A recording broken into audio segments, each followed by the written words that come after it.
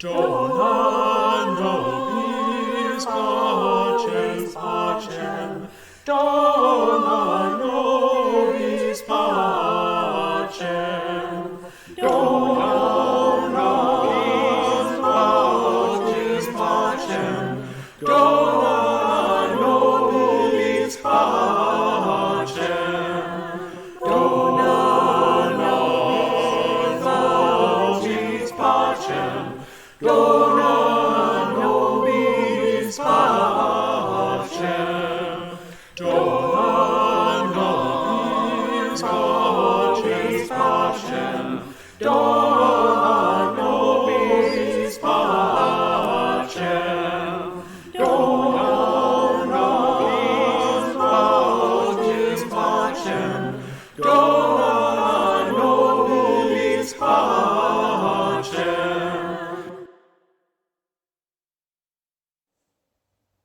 We light this chalice, symbol of Unitarian Universalism. May it remind us of the divine spark in all of creation, the power of love to heal what is broken, and to be grateful for life's blessings each day. We light this candle in solidarity with the Black Lives Matter movement and work for the day in which Black lives are treated equitably with dignity and justice. Welcome to the First Unitarian Church of Oakland online worship experience. My name is Alana Kelly, and I serve this congregation as a worship associate and acting member of the Board of Trustees. Hello, my name is Susan Kiter. I've been a member of this beloved community since 2016. I serve the church as a worship associate, as a part-time member of the music staff, and as a member of the mighty crescendo choir that you heard at the beginning of this service. Here, we are building a multiracial, multicultural, multi-generational, anti-racist religious community. We come to this place with open hearts and the fervent wish to keep our eyes, ears, and minds just as open. We are here to see, listen, and learn. We acknowledge that bending the arc of the future toward justice is a daily practice of concrete choices. All are invited to be a part of our ministry to a world that hungers for healing and wholeness. All who desire to raise up and praise those who have been excluded and marginalized. All who desire to craft a just future from the rough and painful lumber of the past and present are welcome here.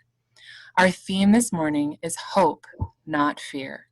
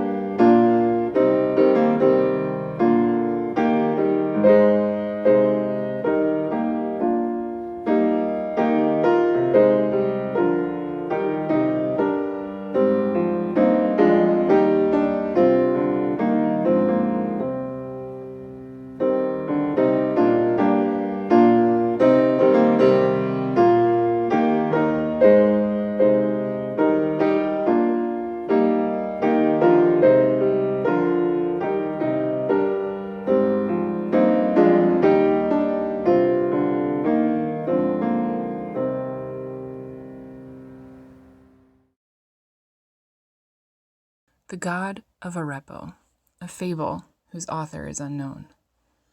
Temples are built for gods. Knowing this, a farmer builds a small temple to see what kind of god turns up.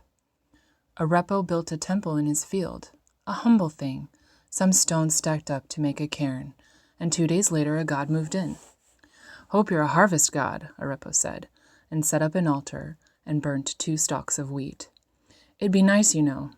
He looks down at the ash smeared on the stone, the rocks all laid askew, and coughed and scratched his head.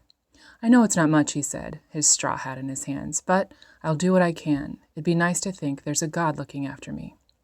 The next day he left a pair of figs. The day after that he spent 10 minutes of his mornings seated by the temple in prayer. On the third day, the God spoke up. You should go to a temple in this city, the God said. Its voice was like the rustling of the wheat, like the squeaks of field mice running through the grass. A real temple, a good one. Get some real gods to bless you. I'm no one much myself, but I might be able to put in a good word. It plucked a leaf from a tree and sighed. I mean, not to be rude, I like this temple. It's cozy enough. The worship's been nice. But you can't honestly believe that any of this is going to bring you anything. This is more than I was expecting when I built it, Arepo said, laying down his scythe and lowering himself to the ground. Tell me, what sort of God are you, anyway? I'm of the fallen leaves, it said. The worms that churn beneath the earth, the boundary of forest and of the field. The first hint of frost before the first snow falls, the skin of an apple as it yields beneath your teeth. I'm a god of a dozen different things, scraps that lead to rot, momentary glimpses, a change in the air, and then it's gone. The god heaved another sigh. There's no point in worship in that, not like war, or the harvest, or the storm. Save your prayers for the things beyond your control, good farmer. You're so tiny in the world, so vulnerable. Best to pray to a greater thing than me. Arepo plucked a stalk of wheat and flattened it between his teeth. I like this sort of worship fine, he said, so if you don't mind, I think I'll continue. Do what you will, said the god, and withdrew deeper into the stones, but don't say I never warned you otherwise. Arepo would say a prayer before the morning's work, and he and the god contemplated the trees in silence. Days passed like that, and weeks, and then the storm rolled in, black and bold and blustering. It flooded Arepo's fields, shook the tiles from his roof, smote his olive tree, and set it to cinder. The next day Arepo and his sons walked among the wheat, salvaging what they could. The little temple had been strewn across the field, and so when the work was done for the day, Arepo gathered the stones and pieced them back together. Useless work, the god whispered, but came creeping back inside the temple regardless. There wasn't a thing I could do to spare you this. We'll be fine, Arepo said. The storm's blown over. We'll rebuild. Don't have much of an offering for you today, he said, and laid down some ruined wheat. But I think I'll shore up this thing's foundations tomorrow. How about that? The god rattled around in the temple and sighed. A year passed, and then another. The temple had layered walls of stones, a roof of woven twigs. Arepo's neighbors chuckled as they passed it. Some of their children left fruit and flowers, and then the harvest failed. The gods withdrew their bounty. In Arepo's field, the wheat sprouted thin and brittle. People wailed and tore their robes, slaughtered lambs and spilled their blood, looked upon the ground with haunted eyes, and went to bed hungry. Arepo came and sat by the temple. The flowers wilted now, the fruit shriveled nubs. Arepo's ribs showing through his chest, his hands still shaking, and murmured out a prayer. There is nothing here for you, said the god, huddling in the dark. There is nothing I can do. There is nothing to be done. It shivered and spat out its words. What is this temple but another burden to you? Arepo said, and his voice wavered. So it's a lean year, he said. We've gone through this before. We'll get through this again. So we're hungry, he said. We've still got each other, don't we? And a lot of people prayed to other gods, but it didn't protect them from this. No, he said, and shook his head and laid down some shriveled weeds on the altar. No, I think I like our arrangement fine. There will come worse, said the god from the hollows of the stone, and there will be nothing I can do to save you. The years passed. Arepo rested a wrinkled hand upon the temple of stone, and some days spent an hour there, lost in contemplation with the god. And one fateful day, from across the wine-dark seas, came war. Arepo came stumbling to his temple now, his hand pressed against his gut, anointing the holy site with his blood. Behind him, his wheat fields burned, and the bones burned black in them. He came crawling on his knees to a temple of hewed stone, and the god rushed out to meet him. I could not save them, said the god, its voice a low wail. I'm sorry, I am so sorry. The leaves fell burning from the trees, a soft, slow rain of ash. I have done nothing all these years, and I have done nothing for you. Shh, Arepo said, tasting his own blood, his vision blurring. He propped himself up against the temple, forehead pressed against the stone in prayer. Tell me, he mumbled, tell me again, what sort of god are you? I, said the god, and reached out, cradling Arepo's head, and closed its eyes and spoke. I am of the fallen leaves, it said, and conjured up the image of them, the worms that churn beneath the earth, the boundary of forest and of field, the first hint of frost beneath the first snowfalls, the skin of an apple as it yields beneath your teeth. Arepo's lips parted in a smile. I am the god of a dozen different things, it said, the petals in bloom that lead to rot, the momentary glimpses, a change in the air. Its voice broke and it wept. Before it's gone. Beautiful, Arepo said, his blood staining the stones, seeping into the earth. All of them. They were all so beautiful. And as the fields burned and the smoke blotted out the sun, as men were trodden in the press, and bloody war raged on, as the heavens let loose their wrath upon the earth, Arepo the sower lay down in his humble temple, his head sheltered by stone, and returned home to his God. Generations passed. The village recovered from its tragedies, homes rebuilt, gardens replanted, wounds healed. The old man who once lived on the hill and spoke to stone and rubble had long since been forgotten, but the temple stood in his name. Most believed it to be empty, as the god who resided there long ago had fallen silent. Yet any who passed the decaying shrine felt an ache in their hearts, as though mourning for a lost friend. The cold that seeped from the temple entrance laid their spirits low and warded off any potential visitors, save for the rare and especially oblivious children who would leave tiny clusters of pink and white flowers that they picked from the surrounding meadow. The god sat in his peaceful home, staring out at the distant road, to pedestrians, workhorses, and carriages, raining leaves that swirled around bustling feet. How long had it been? The world had progressed without him, for he knew there was no help to be given. The world must be a cruel place, that even the useful gods have abandoned it. If farms can flood, harvests can run barren, and homes can burn, he thought. He had come to understand that humans are senseless creatures, who would pray to a god that cannot grant wishes or bless upon them good fortune, who would maintain a temple and bring offerings with nothing in return, who would share their company and meditate with such a fruitless deity, who would bury a stranger without the hope for profit. What bizarre, futile kindness they had wasted on him. What wonderful, foolish, virtuous, hopeless creatures humans were. So he painted the sunset with yellow leaves, enticed the worms to dance in their soil, flourished the boundary between forest and field with blossoms and berries, christened the air with a biting cold before winter came, ripened the apples with crisp, red freckles to break under sinking teeth, and a dozen other nothings in memory of the man who once praised the god's work on his dying breath. "Hello, God of every humble beauty in the world," called a familiar voice.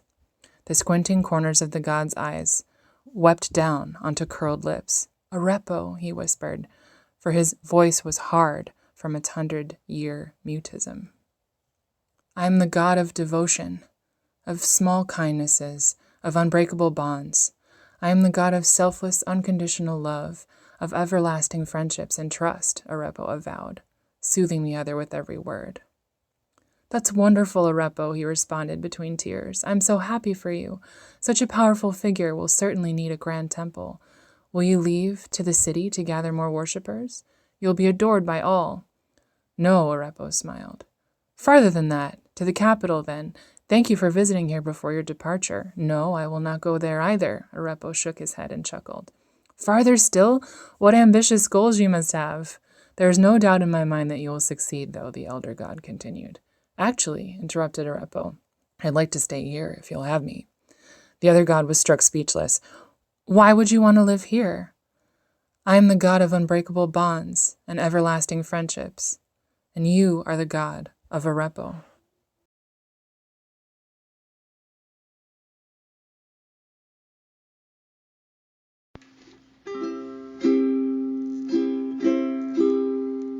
Spirit of life, come unto me. Sing in my heart all the stirrings of compassion.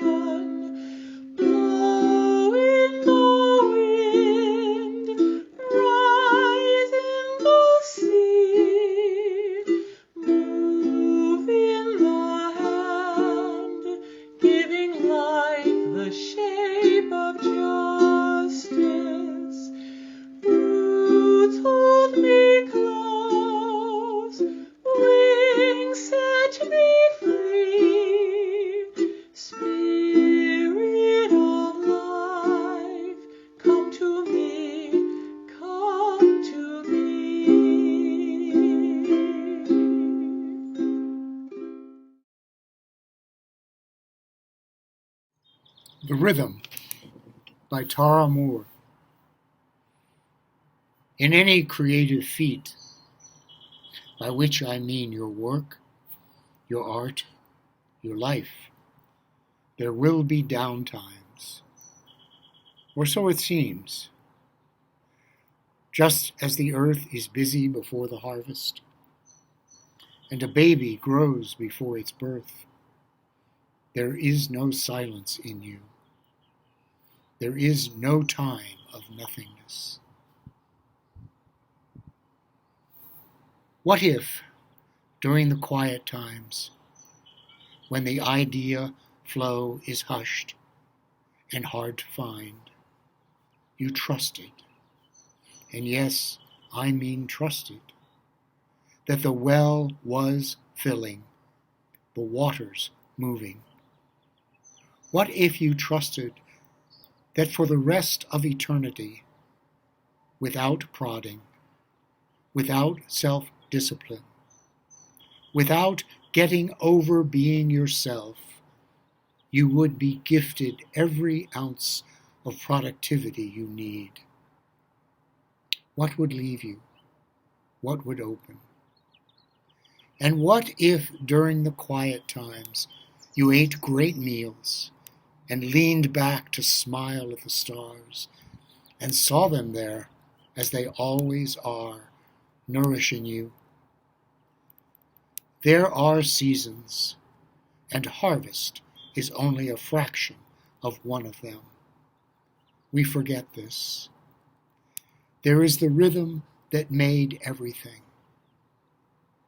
The next time you stand in the kitchen, leaning, the next time a moment of silence catches you there, hear it, that rhythm, and let it place a stone in your spine. Let it bring you to some place beautiful.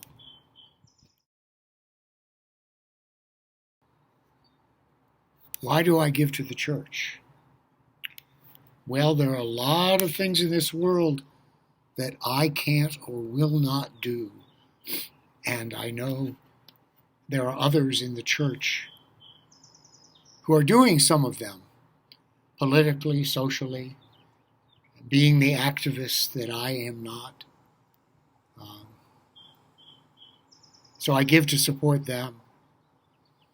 And I give to support others like myself who are seeking family and connection.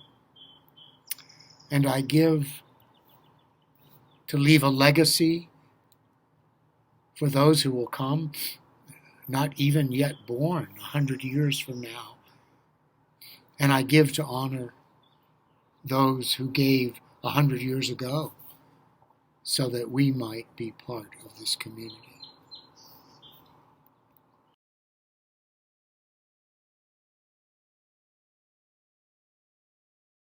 The giving link on the website brings you to this page. Click one-time donation and you get to this page. You roll to the bottom and you'll be able to put in the amount. You can also put a remark about your donation in the box on the right. Check the date and the amount on the bottom.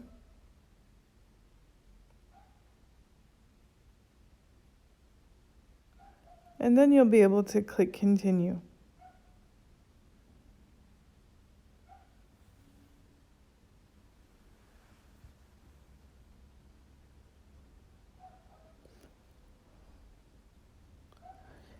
That will take you to the payment page, credit or debit card, checking or savings.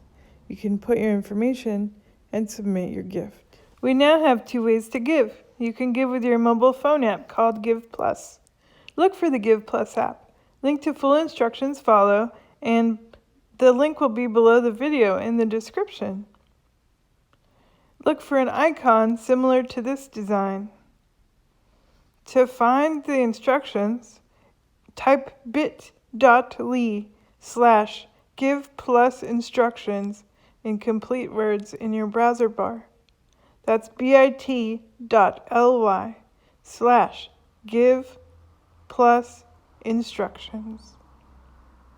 See? There it is. bit.ly/give+ instructions.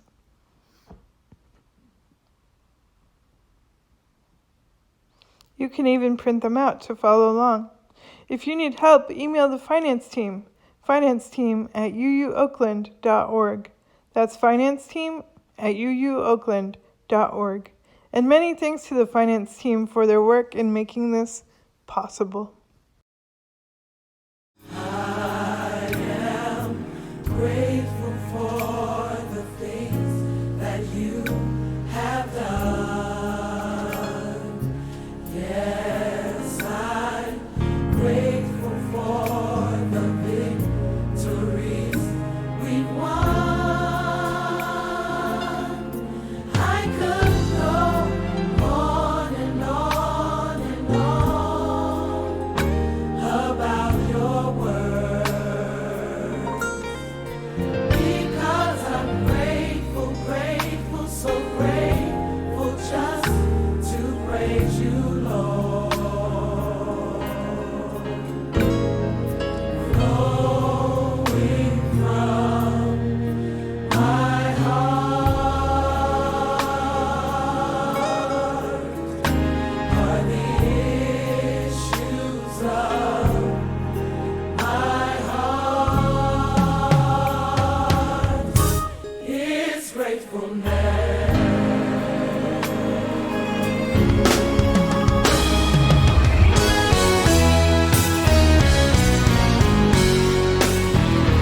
Grateful, grateful, grateful, grateful, grateful, grateful, grateful, grateful, grateful, grateful, grateful, gratefulness is flowing from my heart. Grateful, grateful, grateful, grateful, grateful, grateful, grateful, grateful, grateful, grateful, grateful, gratefulness is flowing from my heart. Grateful, grateful, grateful, grateful, grateful, grateful, grateful, grateful, grateful, grateful, grateful, gratefulness is flowing from my heart. Grateful, grateful, grateful, grateful, grateful, grateful, grateful, grateful, grateful, grateful, grateful, gratefulness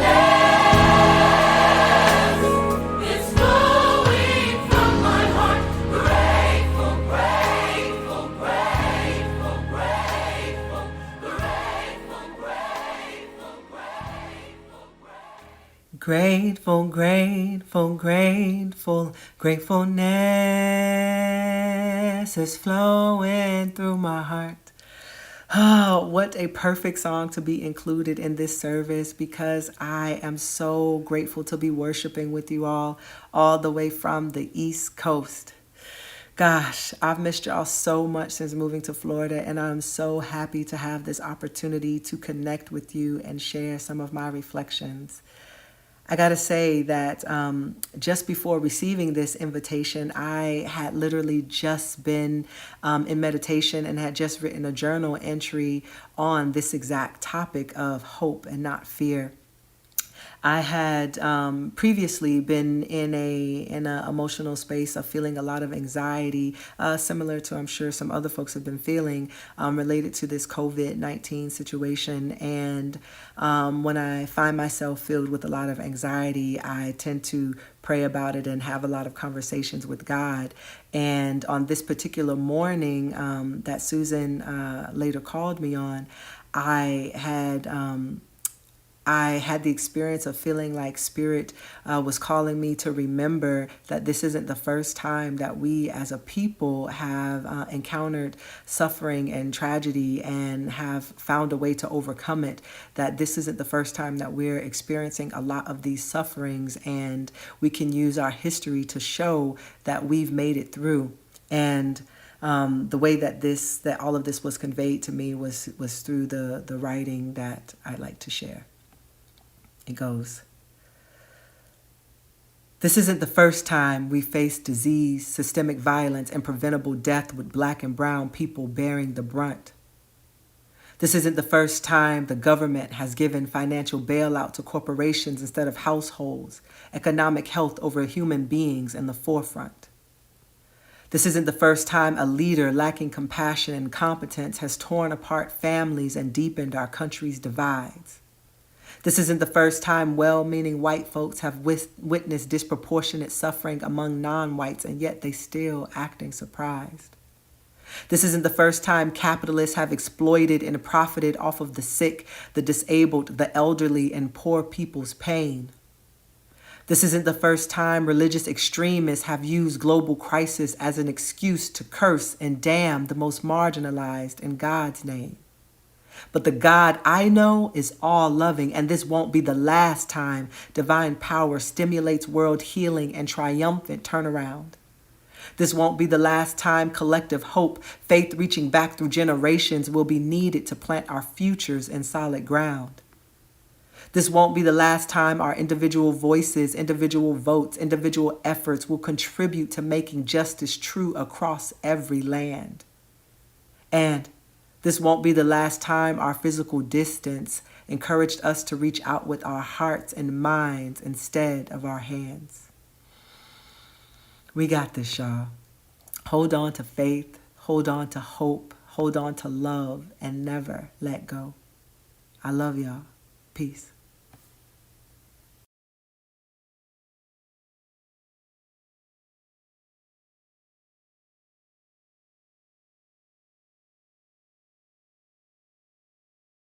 Thank you so much for joining us this morning. We hope you feel our love reaching out to you today. May you be inspired to reach out yourself in love to the people around you. Reaching out comes from a place of hope. May hope supplant your fear this week. Tend the hope in your heart that you may cultivate a garden free of fear. Amen. Amen. Ashe. Ashe. And blessed Blessed be. be.